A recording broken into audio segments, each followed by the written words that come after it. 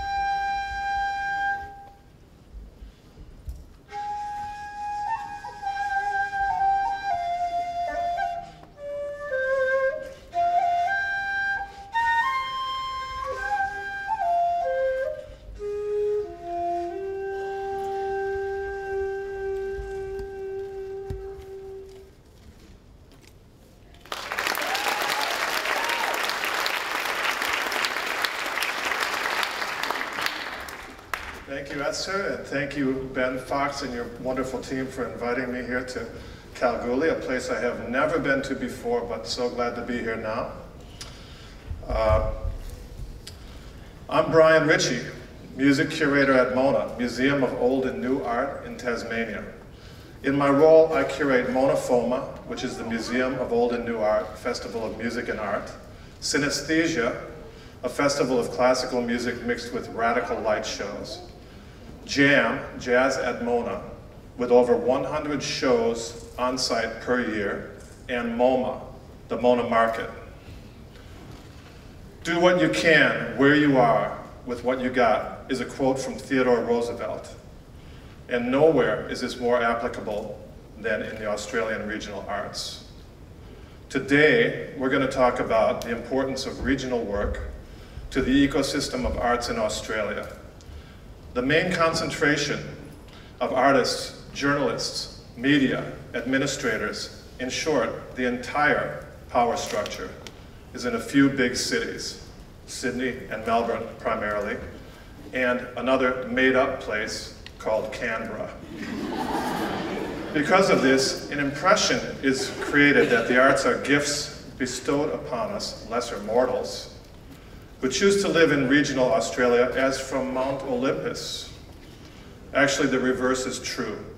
Sure, big cities concentrate energy, but they also create intellectual gridlock, cliquishness, and claustrophobia. The unique and endemic Australian spirit thrives in the wide open spaces and endless vistas of the bush, coastline and sky we find in regional and remote areas. Art we see in the cities is the fruit of a tree with a root system spreading throughout our vast land. I'm a musician from Milwaukee, Wisconsin. Some of you may have heard my band Violent Femmes. Without getting into all the gory details, let's just say we started in 1981 and are still going strong after selling about 4 million records and doing over 2,000 shows in more than 40 different countries. Thank you. Here we are at Falls Festival in Busselton, WA, earlier this year.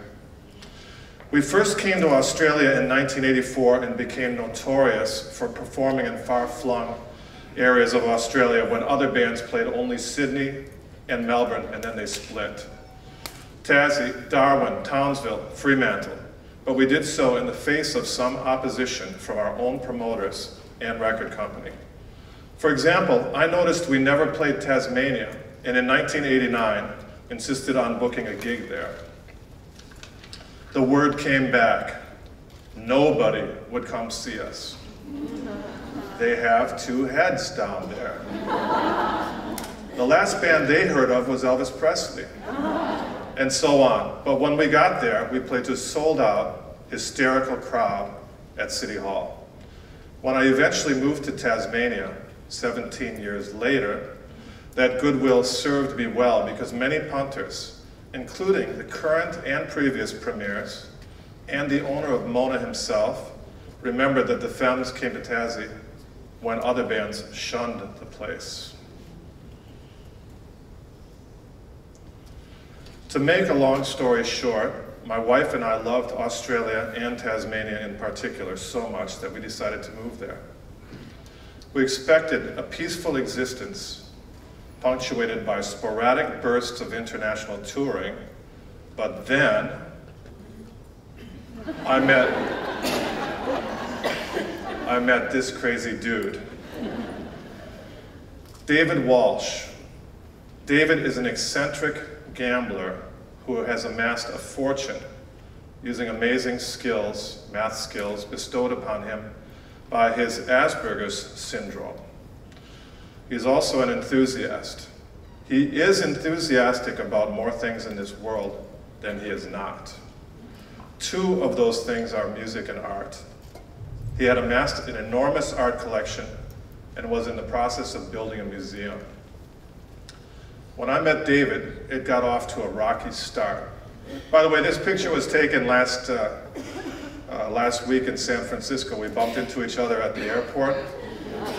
He was on his way to New Orleans, the music city, and I was on my way to Las Vegas, gambling city. I said, dude, we're headed in the wrong directions here. David's first words to me were, I hate you. Why? Because I had to cash my dole check to see you at City Hall. After that, things got better when we discussed putting together a festival of music and art to party and have fun until MONA opened. My proposal was for a festival of live music and art related to or incorporating music to take place in conventional and unconventional venues around Hobart's iconic waterfront. We were off to the races and prepared to present MONA FOMA, Museum of Old and New Art Festival of Music and Art, about 3 months later. At this point, the Tassie natives tried to instill fear in me by predicting that my ideas were too far out for Tassie. It'll never work, and so on. David himself was not exactly a confidence builder, requesting that I program music that would cause husbands and wives to beat each other and punters to flee the scene with their fingers in their ears. I ignored that. But he did give me carte blanche, and I developed a philosophy. Give the audience what they don't want. The federal arts minister today said in our panel that arts programmers have a responsibility to give the audience what they like. I have the opposite view. Curators exist to bring art and ideas to light. It's a conundrum. Music is the comfort food of the arts. People like what they already know. How do you get people outside their comfort zone? Our response was to expose them to an almost overwhelming array of talent and compel them to decide for themselves. Our marketing was open and inclusive. Many free events, no arty attitude. We decided to create a utopian festival where there are no lines drawn between high and low art, pop, music and classical, visual and sound. There's roughly an even split between international, Australian and Tasmanian artists. and collaborations between these groups are encouraged.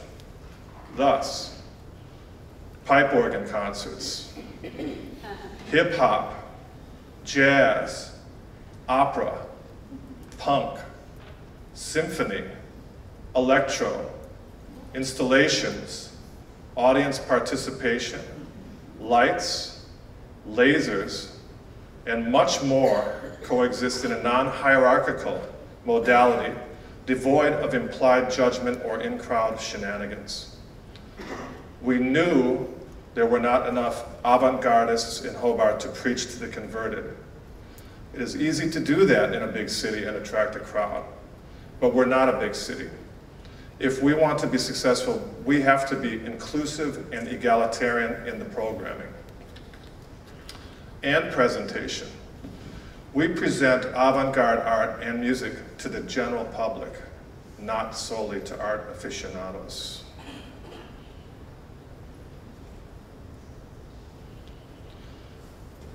This experiment was a smashing success, defying all predictions, developing a forward-looking audience for arts in Tasmania and attracting ever-expanding visitation from interstate and overseas. After only 4 years, Mofo received the coveted Helpman Award for Best Contemporary Music Festival, a coup for a non-commercially oriented festival experience. This is our legendary nude swim, which takes place in June in Tasmania. I heard somebody saying that it was cold last night. Come down to Tassie in June. These stats show what the growth in the international and interstate visitation. So one of the things that you can learn from this stat is that it's good to keep with something, keep going, because year after year after year we're getting more and more people coming down. And still, there are more locals going every year. It's just that the general population attending is much bigger. Now there's a picture of the MONA Museum itself. When I met David Walsh, he was uncertain about the prognosis for MONA. He predicted that he might be strolling the halls of the museum alone, or that protesters would block entry to the site. After 3 years of MONA FOMA, we opened the Museum of Old and New Art. The acclaim was sudden and almost unanimous. It is considered one of the best museum experiences in the world. It's the largest private museum in the Southern Hemisphere. People fly from Europe in private jets just to visit MONA.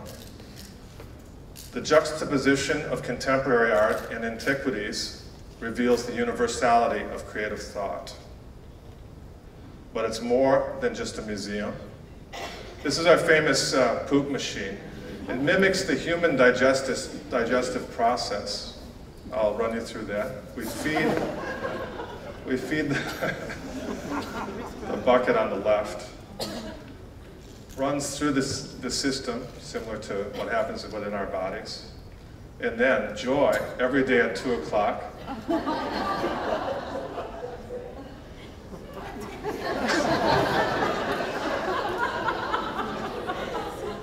We have a winery, 3 restaurants, a weekend market,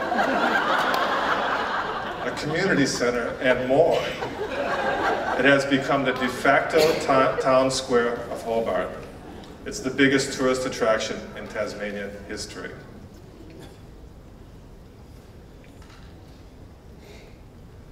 As you see, 1.3 million visitors. It's free for Tasmanian citizens or residents. Still, 65% of the people are coming from interstate and overseas. This is more than anything has ever attracted to Tasmania in the past. In the process, it has played a crucial role in redefining Tasmania nationally and for the Tasmanian people themselves. Taswegians have claimed ownership of MONA and MONA FOMA. The days when someone would be dissuaded from visiting Tasmania are over. The moral of this story is not that regional centers must build something flamboyant and grand like MONA. Australia is mind-bogglingly diverse in scope. There are as many solutions as there are situations. The key is to proceed with confidence towards a goal. Ignore the naysayers, plan well, but also harness the forces of chaos and chance to create the best possible outcome for your communities. Thus far, I have spoken about what we do in Tasmania from an institutional and event standpoint. Now I'd like to talk a bit about the human element. I made the seemingly counterintuitive move from New York City to Tasmania. In fact, that's one of the reasons David Walsh wanted to work with me. Because when he asked me why I moved to Tassie, I said, because I like it. And that was enough for him. But many others don't choose to live in regional, remote, or very remote Australia. They are born there and have unbreakable ties, or simply don't want to move to the big city. But they still have a burning desire to participate in the arts, either as creators, facilitators, or observers. I recently had the opportunity and pleasure to participate in a wonderful outreach program with Music NT called Bush Bands Bash. My job was to mentor 7 indigenous bands from all over the Northern Territory and Western Australia to make them stage ready for a huge concert in Alice Springs. Here you can see me giving a bass workshop to all the bass players in the 7 bands. 2 of the bands also went on to the Sandtracks tour in WA through Country Arts WA. It's great to see those organizations working together. And it was a sheer joy to see those bands rocking out on the big stage in Alice for a screaming mob of gyrating fans. That picture gives you an idea of the elation that was going on, just to be in the town square there in Alice. A crowd of 2,000 people who probably don't get a fair share of entertainment that they can relate to. And all these bands. And the remarkable thing was that with 7 bands, everybody was completely professional, on time, ready to play, no problems whatsoever, as if they had been touring on an international circuit for decades, like I have. And it was, some of the bands were a little bit ragged at the beginning of the Bush Bands Bash. They call it Bush Bands Business. That's when we worked on the music. There was a publicist there, radio people, record company people, and we were all mentoring the musicians, teaching them about how it is to survive in the music industry. Some of them were ragged, some were already super professional, but on the night, they were all super professional, and it was a really remarkable experience. And it was very moving. And the budget for this entire project is relatively small, $140,000. And if you consider bringing all the bands in from the remotest parts of Australia and months of work on it and the staff that's involved and all the expenses, some of these musicians don't even own instruments, so they had to buy instruments for them. The bang for the buck it's just absolutely remarkable, and the rewards for the community and the musicians are very strong. On another occasion, I had the opportunity to go to the Tiwi Islands with The Break, a band I have with some of the guys from Midnight Oil. We workshopped with some of the youngsters on the island only to discover a heartbreaking reality. They had a rather primitive music school, but the teacher had left the island a few months earlier and no replacement was in sight. This young man you see in the picture is named DJ, and he was the most promising amongst the kids. I wrote a letter of support for a grant to get him down to Melbourne to study music, which did eventually happen. Congratulations to DJ, but it's unfortunate that he had to leave his home to get training. This is the type of situation requiring urgent attention from the government.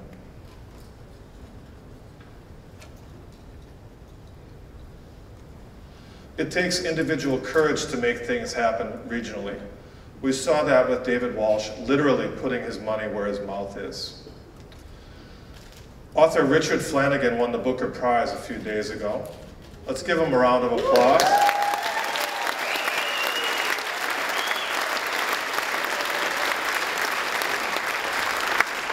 As you can see from this fuzzy photo, we like to party together once in a while. This is a major triumph not only for Richard himself, but for Tasmania and Australia as a whole. A writer can ply his or her trade from anywhere on the planet, but Richard has persisted in living in Tasmania.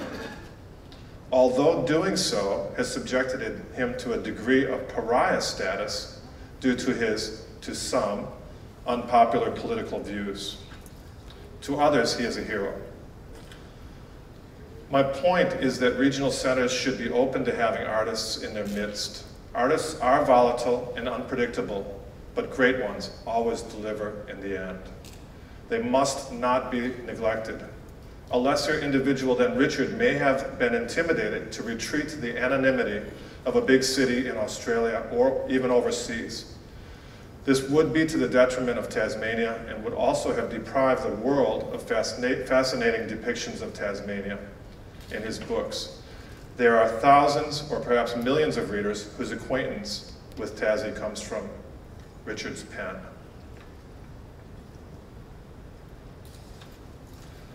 To conclude, I'd like to leave you with a few thoughts about regional arts in Australia. We are on the cusp of a new dawn for the arts in Australia. It is time for all of us, artists, organizers, politicians, patrons, to join together and demand a voice for the arts in regional Australia. We have the responsibility to create our own paradigms, but we also have the right to demand respect and support for our art and the individuals who create and nurture it in sometimes hostile physical or psychological conditions. We must press forward uncompromisingly with our own stories and bring our work to the capitals rather than wait for them to drop their work on us with a sense of noblesse oblige. We must get in the face of the national industry, media, and government and gain their attention. Regional does not mean inferior. As in any ecosystem, organisms adapt. Art survives and expresses itself differently according to the environment. We need not conform to artificial norms to create great art or spectacular events. We're not asking for handouts, merely our share of the intellectual, spiritual, and financial pie that we all deserve as citizens of this great country, Australia.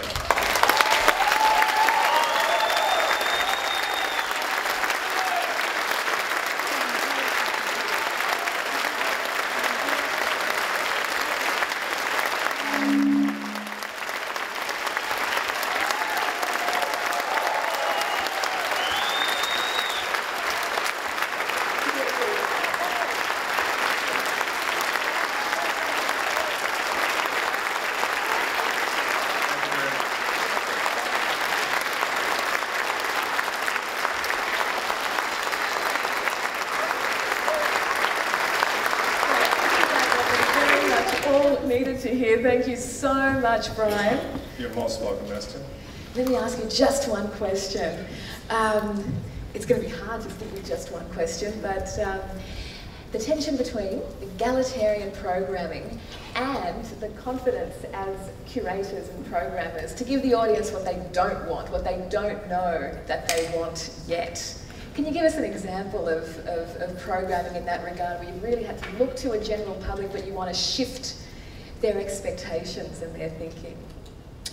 Well, one of the things that a lot of festivals or any kind of event follows is the idea of putting like together with like. You know, like for example, folk music festival, blues music festival, jazz music festival. I work primarily in music, but I like to juxtapose insanely different things. You know, like put an opera singer on and then maybe have an Indian sitar player, then have a punk rock band. And it's amazing because people, you can't put on a festival unless you have millions and millions and millions of dollars that has all acts that everybody has heard of, because then the festival would be like U2, Pink, and you know, it's just not possible. You can't do that everywhere. It's not going to ever happen in Kalgoorlie. So what you have to do is just put the stuff in front of the people without any reference to you're going to like this, you're not going to like this, or this is challenging. I mean, that's the thing that we do things that are challenging, but we don't tell people it's challenging. That's stupid. It's like telling people this is good for you, eat it. They're not going to want to eat it. Tell them this is really bad for you and it's sinful, and then they'll want to eat it. So it's a matter of program. It's more like an attitude thing than actually what the actual content is. And having that confidence as a curator that if you express your own passions through what you present, then that is going to attract people. Well, as you saw from the numbers, there are more and more people coming every year, and people don't, I mean, they've started to trust us that what it is, at least it's going to be interesting, even if they don't like it, they know that it's going to not be boring. And, you know, they just come back and soak it up, and that's what we like. And really, curation should not only be entertaining, it should be entertaining and informative and educational, because I mean, I've been around music. I've been a professional musician for 35 years, and every day I learn something new about music, and the public, of course, presumably knows a little bit less than me, so they've got a lot to learn too, so it's a sharing process. Now, speaking of sharing, I wish we had time for more questions, but we don't. Brian, of course, is around for the rest of Arts and Edges. He's also a special agent, so you can very much go up, ask some questions whenever you like. Before we let him go, though, here is a little something to say thank you from us. Oh, thank you so much.